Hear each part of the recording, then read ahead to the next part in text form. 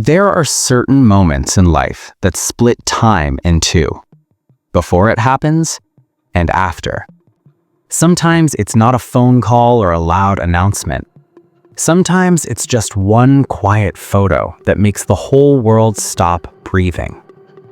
On the evening of Tuesday, November 18th, gospel singer Angie Clark opened Instagram and posted a single image. No long message, no explanation, no drama.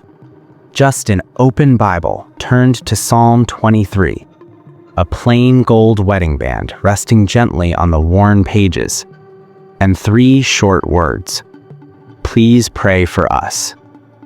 That was it. But those 3 words hit like thunder. Within minutes, phones across Nashville started ringing, texts flew, pastors called each other, friends panicked, prayer chains formed from coast to coast. Because when Angie Penrod Clark asks for prayer, it's never small. It means something is terribly wrong. And just like that, the entire gospel music world seemed to freeze. This is the story of one of gospel music's strongest families, and the heartbreak none of them ever saw coming. But to understand the pain, you first have to understand the love, because endings only make sense when you know how the story began. Most people recognize Guy Penrod right away. Tall, broad shoulders, that deep, powerful voice that sounds like it was carved out of stone. For 14 years, he stood at the center of the Gaither vocal band. When he sang, arenas went quiet. 30,000 people could fall silent from a single note. His voice didn't just entertain crowds, it touched souls. But what the cameras rarely showed was someone else. Every night, sitting in the front row, there was a woman watching him with the biggest smile in the room: Angie. She wasn't there out of obligation. She wasn't there because she had to be. She simply wanted the best seat in the house. To her, seeing her husband lead people to Jesus was better than any concert, play, or show on earth. Their story started long before the stages and spotlights. Back in 1983, they were just 2 students at a small Christian college. Guy studied music, Angie studied education. One afternoon, inside a campus coffee shop, Guy was nervously practicing for an audition. Angie walked past, then stopped. She listened for a moment and said 5 simple words that changed everything. "You're singing to the wrong audience." Guy looked confused. She smiled and explained, "You're trying to impress people. Sing like you're talking to God." Something clicked. 2 years later, in 1985, they were married, and from that day on, they were rarely apart. Not once in 40 years were they separated for more than 3 nights. Not once. Now here's the part most people never knew. The Penrod family wasn't built inside some huge Nashville mansion. There were no nannies, no private schools, no fancy lifestyle. Their home was a tour bus rolling down endless highways, mile after mile, state after state. That's where their life happened. They raised 8 children, 7 boys who looked just like their dad, and finally a girl, Sarah, who arrived when everyone thought the family was complete.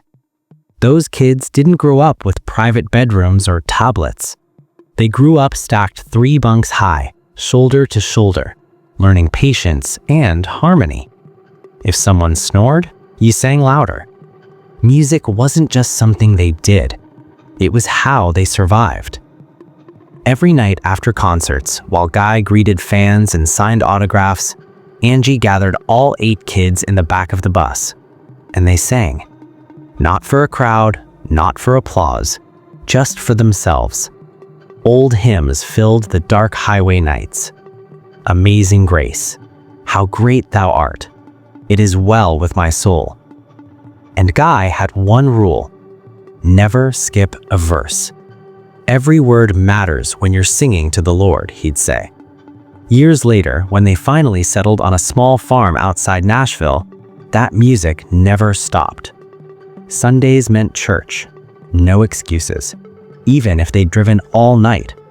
Mondays meant dinner together at a long wooden table built for 10. Guy at the head, Angie at the foot. Phones off. No distractions. Family time was sacred. To everyone watching from the outside, they looked untouchable. Strong, faithful, united.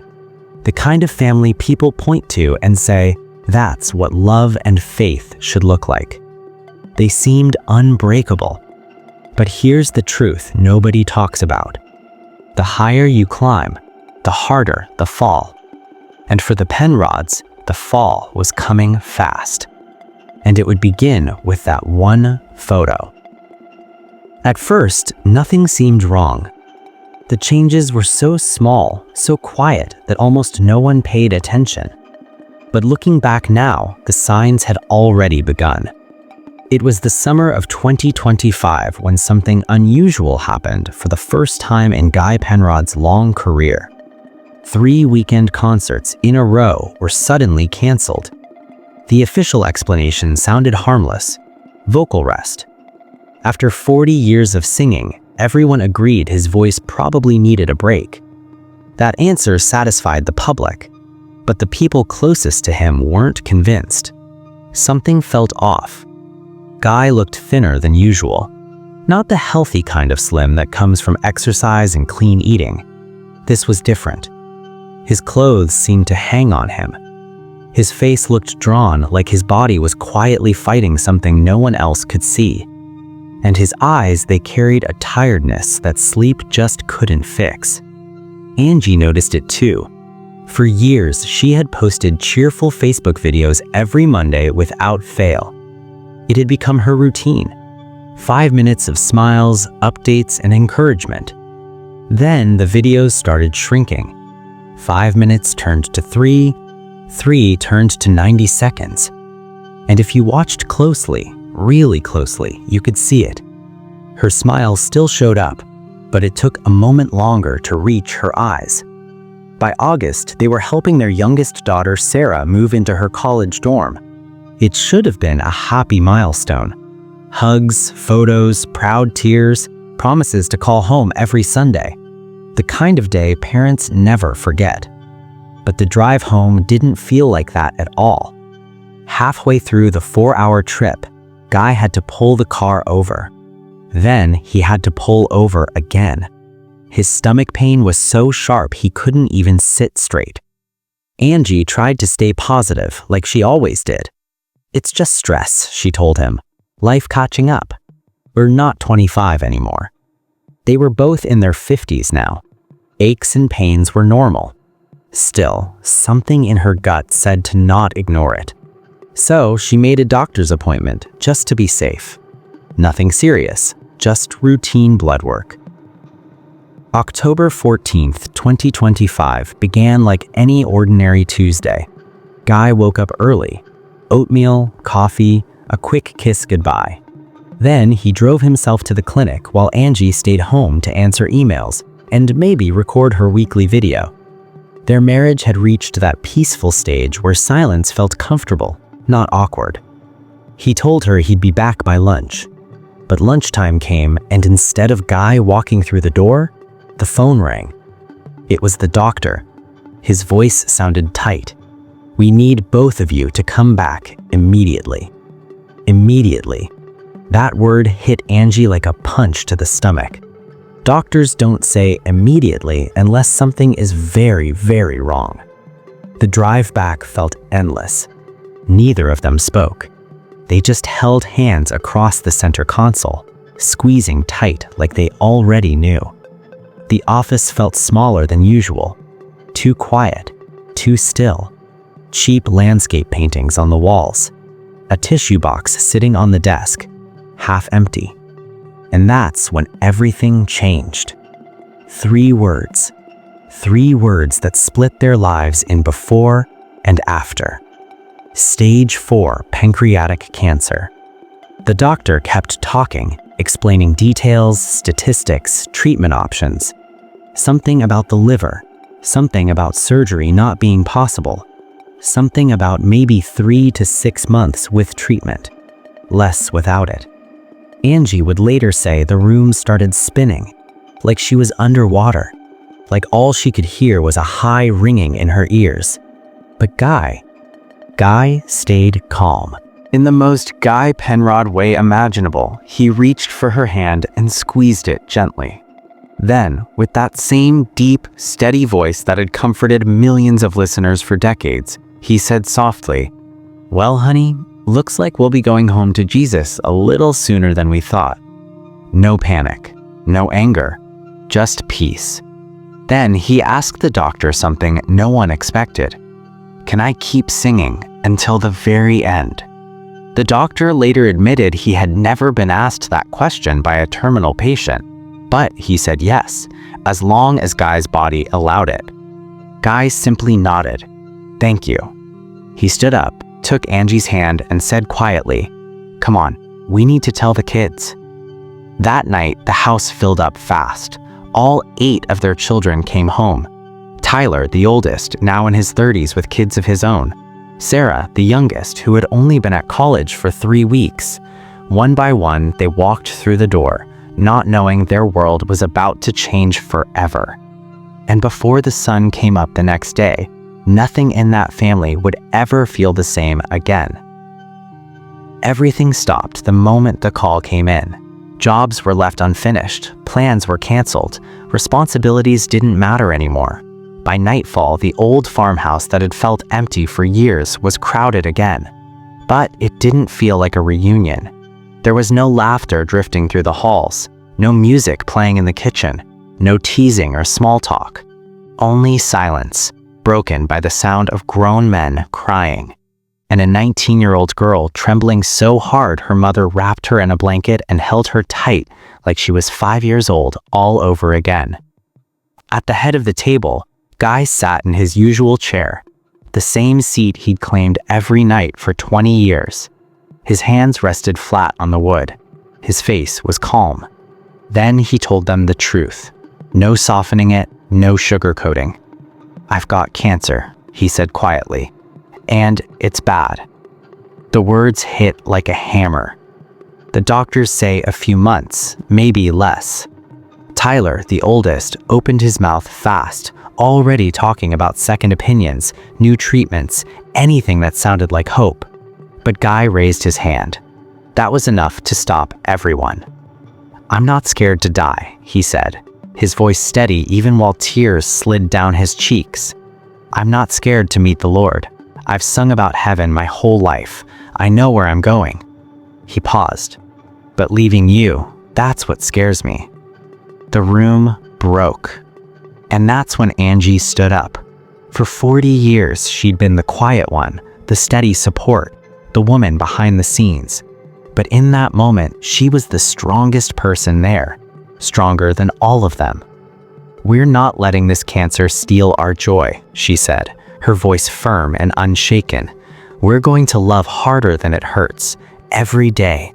We're filling this house with music, laughter, and Jesus. That's who your daddy is. That's who we are. No fear, no wasting time, just love."